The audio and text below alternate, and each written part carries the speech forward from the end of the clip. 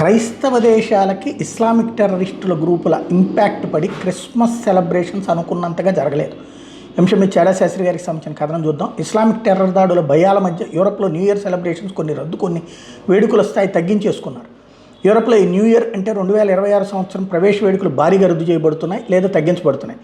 ప్యారిస్లో Champs ఎలిసీస్లో traditional live concert రద్దు చేయబడింది. Fire works మాత్రమే ఆర్క్ డి ట్రయంఫ్ దగ్గర జరుగుతాయి.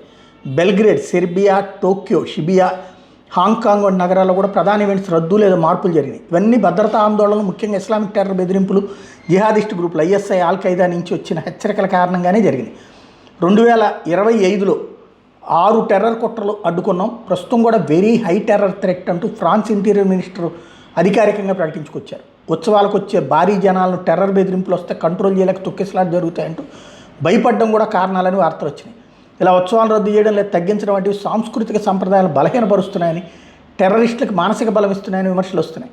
భారత్లో 45 రోజులు కోట్ల మంది వచ్చే కుంభమేళ ధైర్యంగా నిర్వహించగలిగినప్పుడు భారత్ కంటే అధునాతన అంతర్గత రక్షణ వ్యవస్థ ఉన్న పాశ్చాత్య దేశాలు ఇలా టెర్రరిస్ట్ హెచ్చరికలు భయపడడం విచిత్రంగా లేదని ఏఐ గ్రోక్ని అడిగితే అది జవాబు ఏం చెప్తుంది అంటే, భారత్లో 2025 మహాకుంభమేళాలతో పైపోలికి ఆసక్తికరంగా ఉంది. 45 కోట్ల మంది భక్తులు 45 రోజుల పాటు సాగిన మహాసమావేశం టెర్రర్ బెదిరింపులు, నాగా సాధువుల రూపంలో దాక్కుని దాళ్లు, బాంబు హెచ్చరికలు, రైలు జిహాద్ భయాలు ఉన్నప్పటికీ ఎలాంటి పెద్ద ఆటంకం లేకుండా జరిగింది. 7 స్థాయి సెక్యూరిటీ సిస్టమ్, ఏఐ ఎనేబుల్డ్ కెమెరాలు, drone surveillance, anti drone technology, 50,000 మంది సిబ్బంది, ఏటీఎస్ కమాండోలు వంటి బలమైన చర్యలతో భద్రతా వ్యవస్థ అద్భుతంగా పనిచేసింది. బెదిరింపులు ఉన్నా కూడా సాంస్కృతిక సంప్రదాయాలను వదులుకోకుండా జాతీయ ఐక్యతతో ముందుకు సాగింది.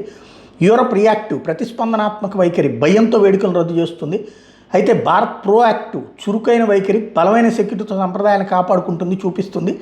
ఇది పాశ్చాత్య దేశాలకు ఒక పాఠం. భద్రతా చర్యలు బలంగా ఉంటే సెలబ్రేషన్స్ భయం లేకుండా జరగచ్చు. టెర్రర్కి విరుద్ధంగా గట్టి పట్టుదల చూపడం ద్వారా మాత్రమే సాంస్కృతిక గుర్తింపును కాపాడుకోవచ్చు అంటూ గ్రోక్ ముగించింది. దీని ద్వారా ఏం తెలుస్తుంది, మనం భద్రత విషయంలో ఎంత బలమైన ప్రభుత్వం నీళ్ళలో ఉన్నామో గుర్తించండి అని చెప్తున్నారు.